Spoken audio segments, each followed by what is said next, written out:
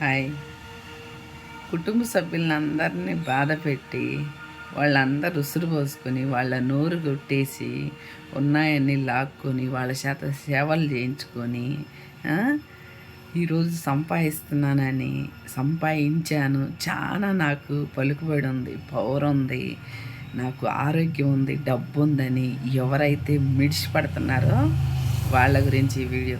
నలుగురిని ఏడిపించి మనం సంపాదిస్తే అది సంపాదన కాదు. ఎందుకో తెలుసా? రేపు నువ్వు చచ్చాక ఆ నలుగురే నీకు పిండం పెట్టాలి, ఆ నలుగురే నిన్ను మోసుకెళ్ళాలి.